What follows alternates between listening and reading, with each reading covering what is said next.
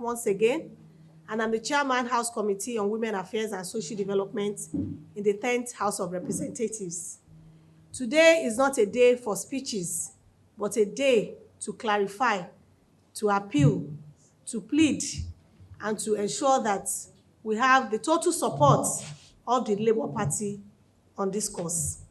We are here specifically today to come to seek your support towards the passage of a bill that will change the landscape of our politics, of our economy, and of course, the progress, the growth and development of this nation.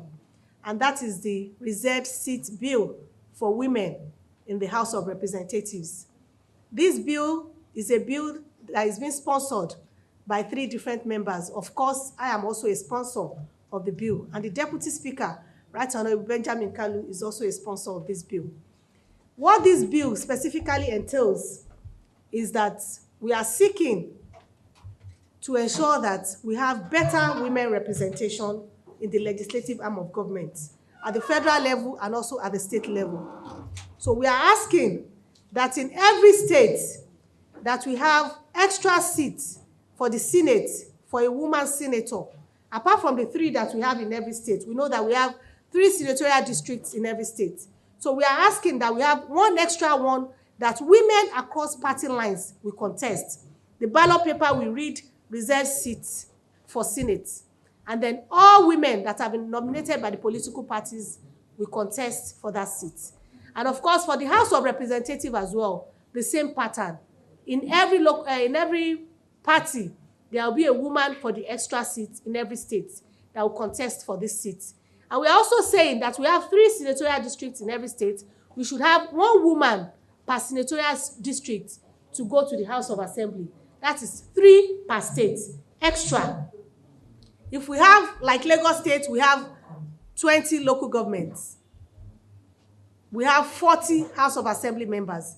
So we are going to be having extra seats per each senatorial district to make 43 in the House of Assembly. So this is basically what the bill is speaking to. So today we have come to you, Labour Party. We have gone to PDP, National Working Committee, and I must say that we were very impressed. We were well received. And of course, PDP also has a gender policy of 35% affirmative action in their constitution. But the implementation may not have been very, successful. But then it is there embedded in the constitution.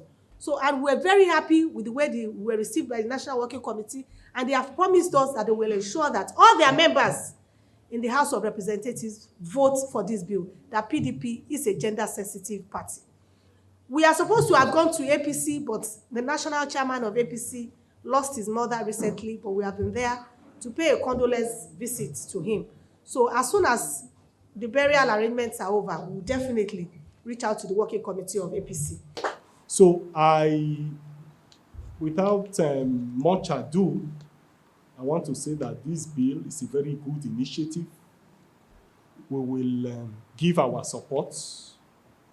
If you need us to be in your entourage to join you in this campaign, I want you to be rest assured that we'll be available to do that.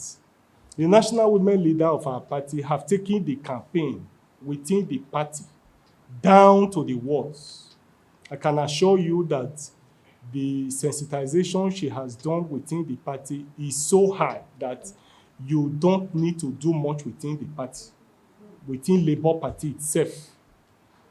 She had the privilege of convening women leaders at the state level, at the local government level, and even at the world level to brief them about this bill. And I want to assure you that Labour Party is already an advocate at the grassroots level canvassing support for this bill. And therefore, I want to say clearly that we are in solidarity with you. We are in support with you. Our members in the National Assembly, we are going to meet with them privately and appeal to them to support this bill. And I want to assure you that in all other press conferences we are going to have hereafter, we are going to add our voices to it. Thank you. And we're going to talk about this thing. Finally, I want to welcome all of you to our secretariat, and we are looking forward to the passage of this bill. Thank you. Well, I think the most important subject matter here now is how we canvass support for this bill. And we've stated it clearly that our structures is already working towards ensuring advocacy for this bill. We will also engage our members who are left, who are still members of the party. We are going to call a meeting of them where we appeal to them to step up advocacy and support this bill. I think that this is a bill that every right-thinking person in the society and in the National Assembly should ordinarily support. You will agree with me that we've had a lot of inhibitions against women. We have cultural biases against women, economic and financial bias against women. And even politically, women are shortchanged. And so it requires a deliberate effort on the part of major stakeholders to ensure that women come on board in our political sphere. And that's why, for me, the bill is worth it, is worth the support of every stakeholder in Nigeria across party line. And that's why we are determined as Labour Party to advocate for this bill and to support the bill. And of course, it tallies with the ideology of the party. You know, our party have been in the vanguard of the agitation for appropriate women representation. And of course, it only tallies with one of the objectives that we have in the party. And so we are happy to support the bill, and we will go all out to support those who are currently advocating for this bill. Thank you so very much. Thank you. So now we are here in Labour Party to meet with you, to seek your support, because we know that our members in the House, they are not there out of their own volition. They are not. That is very practicable, and also they are implementing it to the letter because they have state chairmen that are even women. So for this bill, they have promised to speak with the members of Labour Party in the National Assembly for them to support this bill. And they have also offered to even be part of, you know, the advocacy train. So we are very, very impressed. We are very glad. We are very happy that the Labour Party has given their all to support this, you know, bill. And we have also made them to understand what the bill actually entails. And of course, for them to also know that the special seats has nothing to do with the statutory seats that women occupy, because they can contest where they are before, and they can still give us more women to occupy these extra seats.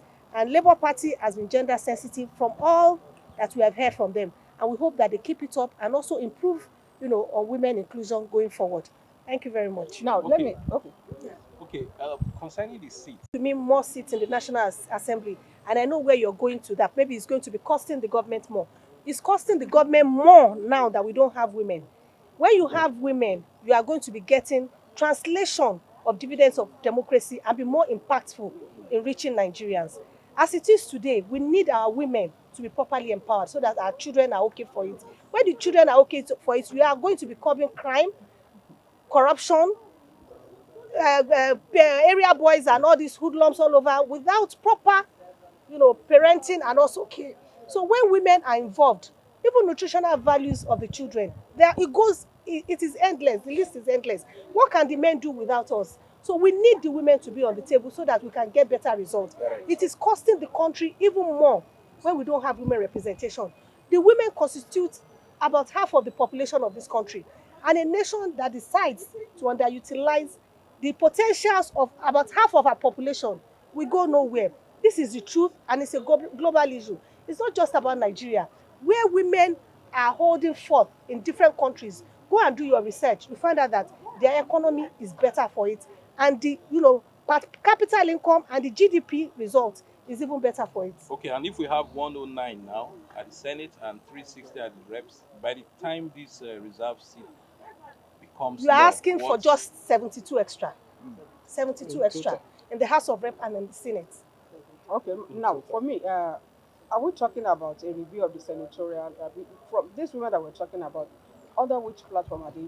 Senatorial district are they coming? They are asking for an extra. Yes, Senate. in that bill, it is indicated there that the INEC, Independent National Electoral Commission, will be coming up with a framework for nomination and for the election process. And of course, the drafters have also included in that bill that this bill will be reviewed after 16 years circle. If we look at it and we see lapses or the loopholes there, we can amend, we can review, we can make it to be better. And basically what it entails is that the women that we nominate in each state will be contesting from the same district wherever they have picked, wherever INEC has decided, oh, this is the local government we are going to be having the extra seat. Then all political parties will nominate their women from that locality. Thank you. Thank you. Madam Lois, thank you so much for coming. I know you from 2019 when you think I don't have any question. So we can hold the placard and take pictures. Come closer so that you see.